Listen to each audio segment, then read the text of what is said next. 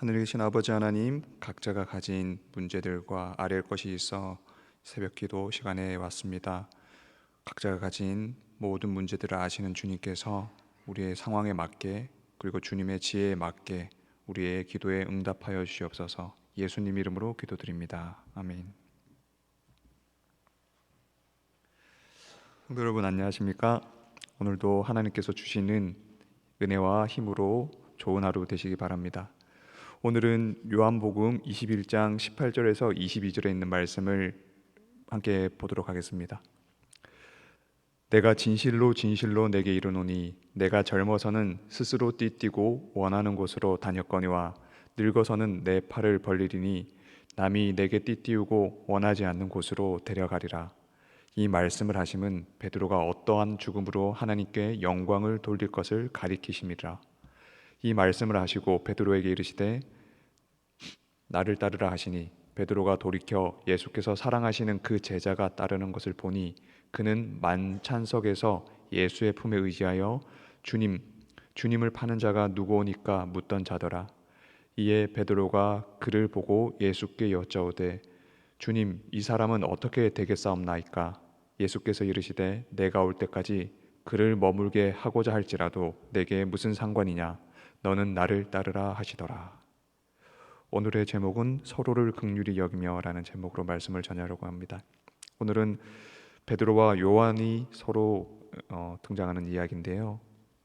예수님께서 베드로에게 미래를 보여주시면서 베드로가 어떤 사역을 할 것인지, 어떻게 영광 돌릴 것인지를 말씀해 주셨습니다. 그런데 베드로는 이런 질문을 합니다. 뒤따라오던 요한을 보며 저 사람은 어떻게 되겠습니까? 베드로의 마음에는 그런 마음이 있었던 것 같습니다. 저 사람과 요한과 자신을 비교하고자 하는 마음, 자신도 알지 못하는 사이에 비교하고자 하는 마음으로 저 사람은 어떻게 되겠습니까? 라고 물었습니다.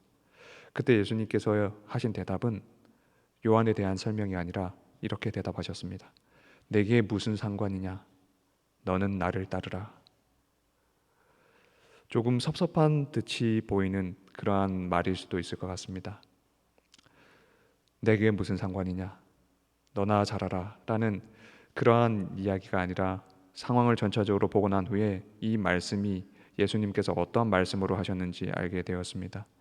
예수님의 시선은 내게 무슨 상관이냐가 내포한 뜻은 베드로야, 나는 너를 다른 사람들과 비교해서 더 나은 사람이라고 생각하지 않는다. 나는 세상이 비교하고 평가하는 것처럼 그런 기준으로 너를 보지 않는다.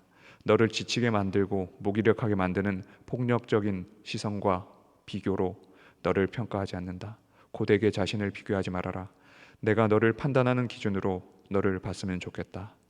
나는 사람들이 평가하는 기준으로 너를 보지 않는다.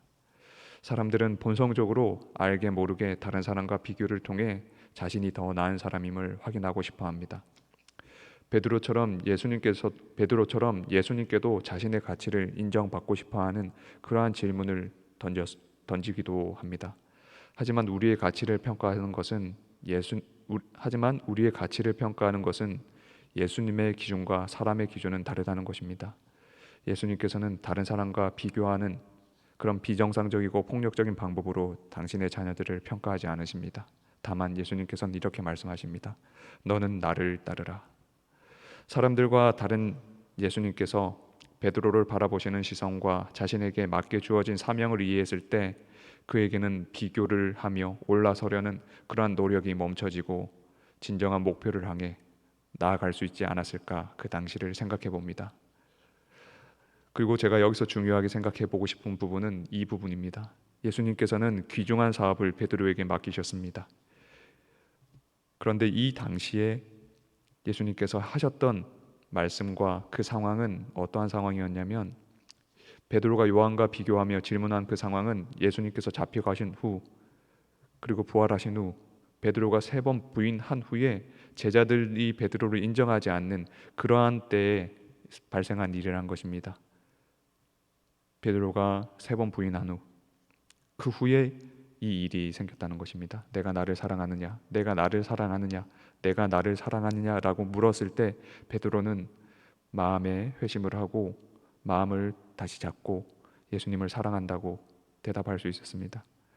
그리고 그 후에 예수님께 이런 질문을 한 것입니다. 그런데 저 요한은 어떻게 되나요?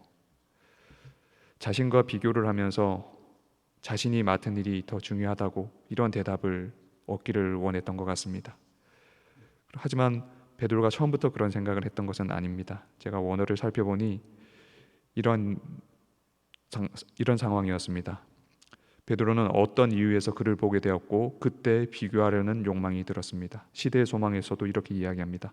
예수님의 곁에 서서 걷고 있던 베드로는 요한이 따라오는 것을 보았다. 그는 요한의 장래를 알고 싶은 욕망이 생겨서 라고 하면서 요한과 비교하고 싶은 마음이 생겼습니다. 예수님을 부인하고 다시 예수님께 용서를 얻은 그 순간 베드로는 이런 못난 질문을 한 것입니다. 저는 이 베드로의 모습이 너무나도 측은하게 느껴졌습니다. 어떻게 그럴 수 있지? 저렇게 중요한 상황에 저렇게 마음이 다시 예수님께로 돌아간 저렇게 중요한 상황에 어떻게 저런 질문을 할 수 있을까라고 생각했습니다. 하지만 이 베드로의 모습이 어떻게 보면 우리가 가진 인간의 안타까운 본성이고 그리고 측은한 모습이지 않나 생각합니다. 이렇게 중요한 순간에 저런 생각을 할 수 있다는 것이. 성도 여러분, 우리 모두는 이 베드로와 같은 본성을 가진 사람들입니다. 중요한 순간에도 남과 비교하고 자기를 높이고 싶은 그런 마음이 우리 마음속에도 있는 것 같습니다. 본성적인 것 같습니다. 그래서 우리 인간은 참으로 긍휼이 필요한 존재인 것 같습니다. 서로가 서로를 이러한 본성을 가진 사람들임을 이해하고 인정하고 따뜻하게 바라볼 수 있는 시선, 다른 사람과 비교하지 않고 있는 그대로를 바라볼 수 있는 예수님의 시선이 우리에게도 있다면 우리의 삶이 조금 더 나아지고 우리의 삶이 조금 더 가벼워지지 않을까 생각합니다. 오늘 하루도 예수님께서 사람들을 보시는 그런 시선으로 바라볼 수 있는 저와 여러분이 되었으면 참 좋겠습니다. 오늘의 기도 제목은 4가지가 있습니다. 사랑 나눔 주간을 통해 학생들이 축복을 얻을 수 있도록 기도해 주시고요. 그리고 두 번째로는 미주 방문팀이 돌아올 때까지 일행들의 안전과 방문하는 학생들, 방문하는 교회들, 만나는 사람들을 위하여 기도하시기 바랍니다. 그리고 세 번째와 네 번째는 삼육대학교 교육 선교 사명에 동참할 후원자들을 위하여 해주시고요. 그리고 10월에 침례받는 모든 새 신자들이 교회에 잘 정착할 수 있도록 기도하시는 시간을 갖겠습니다. 기도하시겠습니다.